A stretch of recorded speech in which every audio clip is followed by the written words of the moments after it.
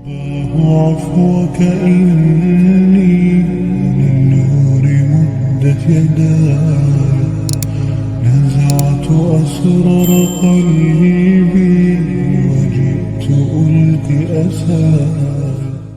അസ്സലാമു അലൈക്കും. വെള്ളി വെളിച്ചത്തിലേക്ക് സ്വാഗതം. ബിസ്മില്ലാ വൽഹംദുലില്ലാ വസ്സലാത്തു വസ്സലാമു അലാ റസൂലില്ലാ വഅലാ ആലിഹി വസഹ്ബി അൽ ഫായിസീന ബിറില്ലാഹ്. എത്ര സൗഭാഗ്യം! രക്ഷകർത്തൃത്വം, പാരൻറ്റിങ് ചെറുതാണോ?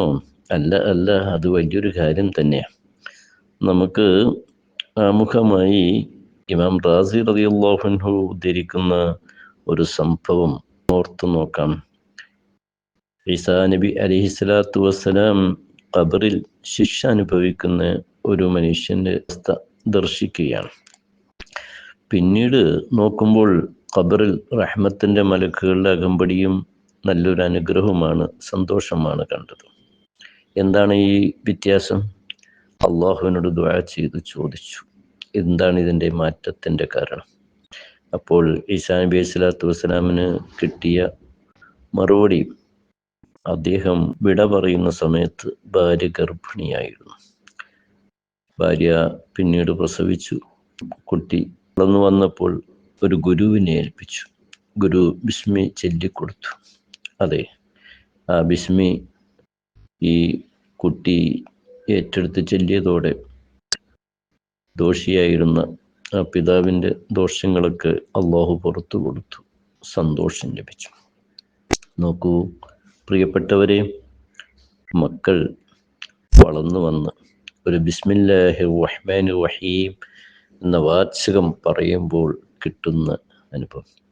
അപ്പോൾ പാരൻറ്റിങ് ചെറുതല്ല, നമ്മുടെ ബാധ്യതയും അത് പ്രധാനമാണ്. വഹിക്കുന്ന രക്ഷകർത്തൃത്വം എന്ന ഉത്തരവാദിത്വം, അതിൻ്റെ ഗംഭീരതയും അതിൻ്റെ ആഴവും ഗൗരവമുള്ള അവസ്ഥയും ഒന്ന് അറിഞ്ഞിരിക്കൽ, ഒപ്പം ആ മേഖലയിലുള്ള പ്രയത്നം, അതിൻ്റെ ഗുണവുമൊക്കെ നമുക്ക് പഠിച്ചിരിക്കലും ഓർത്തിരിക്കലും വളരെ നല്ല കാര്യമാണല്ലോ. ഇബ്നു ഉമർ റളിയല്ലാഹു അൻഹു പറയുന്നുണ്ട്, ആരോഗ്യവാനായ ഒരാൾ ഞങ്ങളുടെ പരിസരത്ത് കൂടി കടന്നുപോയുണ്ടായി. അപ്പോൾ സ്വഹാബികൾ ചിലർ പറഞ്ഞു, ഇയാൾ അല്ലാഹുവിൻ്റെ മാർഗത്തിലുള്ള ധർമ്മസമരത്തിൽ പങ്കെടുക്കുകയാണെങ്കിൽ എത്ര നന്നായിരുന്നു എന്നർത്ഥത്തിൽ. അങ്ങനെ അവർ നബി സല്ലല്ലാഹു അലൈഹി വസല്ലം തങ്ങളോട് ഇക്കാര്യം അറിയിക്കുകയുണ്ടായി. അപ്പോൾ പ്രവാചകൻ സല്ലല്ലാഹു അലൈഹി വസല്ലം പറഞ്ഞത് എന്താണ്? അദ്ദേഹം തൻ്റെ വൃദ്ധരായ മാതാപിതാക്കളുടെ ആവശ്യാർത്ഥം അധ്വാനിക്കുന്നവനാണെങ്കിൽ അള്ളാഹുവിൻ്റെ മാർഗത്തിൽ തന്നെയാണ്. ഇനി ആ വ്യക്തി ചെറിയ കുട്ടികളുടെ ആവശ്യാർത്ഥം അധ്വാനിക്കുന്നവനാണെങ്കിലും അള്ളാഹുവിൻ്റെ മാർഗത്തിൽ തന്നെയാണ്. ബൈഹഖി ഉദ്ധരിക്കുകയാണ്. ഓഹോ, അത്ര വിശിഷ്ടമാണോ മക്കൾക്ക് വേണ്ടി, സന്താനങ്ങൾക്ക് വേണ്ടിയുള്ള അധ്വാനവും ജോലിയും, അവരുടെ സ്വഭാവ രൂപീകരണം, അവരുടെ വളർച്ചയുടെ മികവുകൾ പരിശോധിക്കുക, ഇതൊക്കെ അതെ, ഈ രംഗത്തുള്ള എല്ലാ അധ്വാനവും വിശിഷ്ടമാണ്, ചെറുതല്ല. അപ്പോൾ നമ്മൾ എന്തു വേണം? മക്കളെ നന്നാക്കിയെടുക്കുന്നതിൽ അതീവ ശ്രദ്ധ. ഏതൊക്കെ മേഖലയിലാണ്? ഒന്നാമത് നാം തന്നെ നന്നാകുകയാണ് വേണ്ടത്. ആദ്യം ഉത്ബത്ത് ബിനു അബി സുഫിയാൻ റളിയല്ലാഹു അൻഹു മക്കളെ മര്യാദ പഠിപ്പിക്കുന്നതിനെ സംബന്ധിച്ച് പറയുന്നത് നമുക്കൊന്ന് ശ്രദ്ധിക്കാം. സന്താന സംസ്കരണത്തിൻ്റെ പ്രഥമ വഴി, ആദ്യ മാർഗം സ്വന്തം ജീവിതം നന്നാക്കലാണ്. തീർച്ചയായും മക്കളുടെ കണ്ണുകൾ നിങ്ങളിലാണ് ഉണ്ടാവുക. നിങ്ങൾ ചെയ്യുന്നതെല്ലാം അവർക്ക് നന്മയാണ്. നിങ്ങൾ ഉപേക്ഷിക്കുന്നതോ അവരുടെ കണ്ണിൽ തിന്മയുമായിരിക്കും. അതെ, അപ്പോൾ നമ്മൾ ചെയ്യുന്നത് അവരനുവർത്തിക്കും, രക്ഷകർത്താക്കൾ. നമ്മൾ വേണ്ടാമെന്ന് നിൽക്കുന്നൊരു കാര്യമോ, അത് വേണ്ടാത്തതാണ്, നമ്മൾ ഉപേക്ഷിക്കണമെന്ന് കരുതും. പറഞ്ഞതിൻ്റെ ഗാംഭീര്യത, ഗൗരവം മനസ്സിലാക്കിയിട്ടുണ്ടാകും. പലപ്പോഴും ഉണർത്തുന്നത് തന്നെയാണ്. നമ്മുടെ ജീവിത നടപടി ക്രമങ്ങൾ കാണുമ്പോൾ അവർ അത് ശീലമാക്കാൻ അവർക്കൊരു പ്രോത്സാഹനം ലഭിക്കും. അതിനുള്ള ഒരു സംസ്കരണ മാർഗത്തിലാകണം നമ്മുടെ സ്വയം ജീവിതം, നമ്മുടെ വാക്കും പ്രവൃത്തിയുമൊക്കെ. ഇപ്പോൾ മക്കളെ ശിക്ഷിക്കുന്നതിനെക്കുറിച്ച് ചർച്ച ചെയ്യപ്പെടാറുണ്ട്. പക്ഷേ ശിക്ഷണമാകാം, പീഡനമാകരുത്. നമ്മുടെ വാക്ക് അനാവശ്യമാകരുത്, ഗൗരവത്തിലുള്ളതാകരുത്, വൃത്തികെട്ട വചനങ്ങളാകരുത്, അവരെ ശകാരിക്കരുത്, അവർക്കെതിൽ പ്രാർത്ഥിക്കരുത്. നല്ല വാച്യങ്ങളുടെ ഉപദേശങ്ങൾ കൊടുക്കണം. മർദ്ദത്തിൻ്റെ മുറ സ്വീകരിക്കാൻ പാടില്ല. ഹിറ്റ്ലറുടെ കഥ കേട്ടിട്ടില്ലേ? കുപ്രസിദ്ധനായ ഒരു ഭരണാധികാരി, അയാൾക്ക് ലഭിച്ച കുപ്രസിദ്ധി മർദ്ദനത്തിൻ്റെ, ആക്രമണത്തിൻ്റെ, കൊലപാതകത്തിൻ്റെതായിരുന്നു. കൊന്നുകൂട്ടിയ ജനതയുടെ കണക്ക് തിട്ടപ്പെടുത്താൻ സാധ്യമല്ല. അത് 1000 10,000 ഒന്നുമല്ല, അതിലധികം. എന്നാൽ ഈ ഹിറ്റ്ലറുടെ ചെറുപ്രായത്തിൽ ഒരു കഥ നമുക്ക് വായിക്കാൻ കഴിയും. പിതാവിൽ നിന്ന് ക്രൂരമായ മർദ്ദനങ്ങൾ പലപ്പോഴും കിട്ടിയത്ര. മർദ്ദനത്തിൻ്റെ കാഠിന്യം കൊണ്ട് ഹിറ്റ്ലർ ബോധം കെട്ട് വീണിട്ടുണ്ട്. ചിലപ്പോഴൊക്കെ കിട്ടിയ ആക്രമണത്തിന്, മർദ്ദനത്തിൻ്റെ കണക്കുകൾ അമ്മയോടൊക്കെ പോയി പറയും. പിന്നീട് ആക്രമണം വർദ്ധിച്ച് പിന്നെ കണ്ണുനീരുകൾ തീരെ ഇല്ലാതെയായി എന്നൊക്കെ നമ്മൾ ചരിത്രത്തിൽ വായിക്കുകയാണ്. പക്ഷേ ഇതുമായി ബന്ധപ്പെട്ട ചരിത്ര പഠനങ്ങളൊക്കെ വായിക്കാൻ കഴിയുന്നത് ഈ ചെറുപ്പത്തിൽ കിട്ടിയ നിയന്ത്രണമില്ലാത്ത മർദ്ദന ശൈലി ആയിരിക്കുമോ ഭാവിയിൽ ഭരണരംഗത്ത് ഹിറ്റ്ലറെ ഒരു അക്രമകാരിയാക്കി മാറ്റിയത്? അതെ, ചെറുപ്പകാലത്തിലുള്ള ശീലം മറക്കുമോ മനുഷ്യനുള്ള കാലം, അല്ലേ? നമ്മൾ കുട്ടികളോട് ഇപ്പോൾ ആക്രമിക്കാൻ പാടില്ലല്ലോ, അടിക്കുകയാണ്, ഉപദ്രവിക്കുകയാണ്, പാടില്ല. നമ്മുടെ ദേഷ്യത്തിൽ നിന്നാവരുത്. ദേഷ്യം തീർക്കാനാണ് മക്കൾ അടിക്കുന്നതെങ്കിൽ പടച്ചവൻ്റെ മുന്നിൽ നാം കണക്ക് പറയേണ്ടി വരും. അവർ ചെയ്യുന്ന തെറ്റുകൾക്ക് ചെറു ശിക്ഷയാകാം. ഇപ്പോൾ നമ്മുടെ നിസ്കാരത്തിൻ്റെ കാര്യമൊക്കെ പറയുമ്പോഴും ചെയ്യുന്നില്ലെങ്കിൽ അവർക്ക് നേരൊരു ശിക്ഷയാകാം എന്നൊക്കെ ഹദീസിലുണ്ടല്ലോ. അപ്പോഴൊന്നും നമ്മുടെ ദേഷ്യം തീർക്കാനുള്ള ഒരു മാർഗം ആവരുത് എന്നത് രക്ഷകർത്താക്കൾ മാത്രമല്ല, ടീച്ചിങ് ഫീൽഡിലുള്ളവരുമൊക്കെ, അധ്യാപിക ജോലിയുള്ളവരുമൊക്കെ വളരെ ശ്രദ്ധിക്കേണ്ട ഒരു പോയിൻ്റാണത്.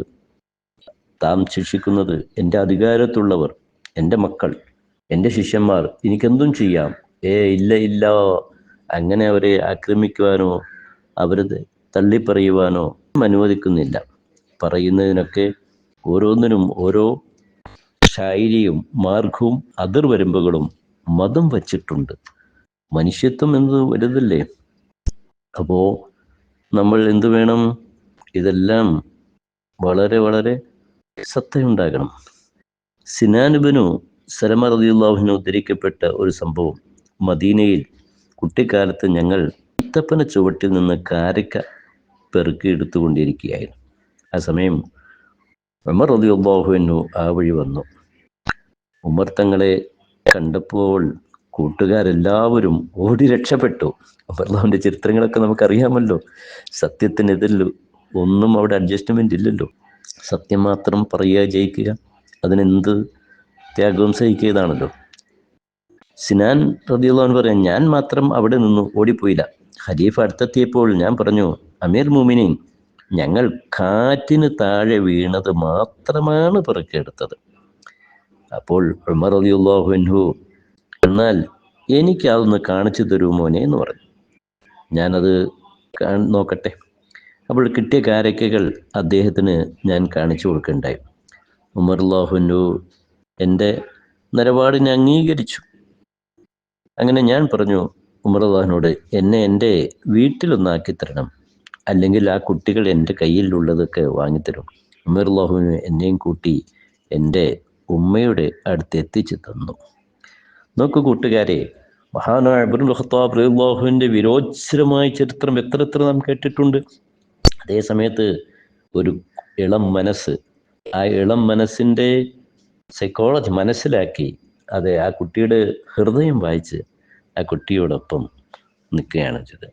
മുത്തുനബി സല്ലല്ലാഹു അലൈഹി വസല്ലം തങ്ങളുടെ എത്ര കുഞ്ഞുങ്ങളോട് നല്ല ഉദാഹരണങ്ങൾ നമ്മൾ ചരിത്രത്തിലൊക്കെ വായിച്ചിട്ടില്ലേ? ധാരാളം വായിച്ചിട്ടുണ്ട്. യാ ബുനയ്യ എന്നാണല്ലോ, കുഞ്ഞുമോനെ എന്നാണല്ലോ മുത്തുനബിയുടെ സംബോധനം തന്നെ, അല്ലേ? മുത്തുനബി സല്ലല്ലാഹു അലൈഹി വസല്ലമയുടെ പെരടിയിൽ കയറി സഞ്ചരിച്ച കുട്ടിയുടെ കഥ നമ്മൾ വായിച്ചിട്ടില്ലേ? അത് കണ്ട മറ്റൊരു ആൾ പറഞ്ഞു, നല്ല വാഹനത്തിലാണല്ലോ കയറിയിരിക്കുന്നത്. അപ്പോൾ പ്രവാചകർ പറഞ്ഞു, യാത്രക്കാരനും മോശമില്ല, എന്ന് പറഞ്ഞതൊക്കെ. അപ്പോൾ കുഞ്ഞു മക്കളുടെ കളിയും തമാശയും വിനോദവുമൊക്കെയായി അവരോടൊപ്പം സഞ്ചരിച്ച ആളുകൾക്ക് കൂട്ടുനിന്ന പ്രവാചകാധ്യാപനങ്ങൾ ധാരാളം നമുക്ക് കാണാം.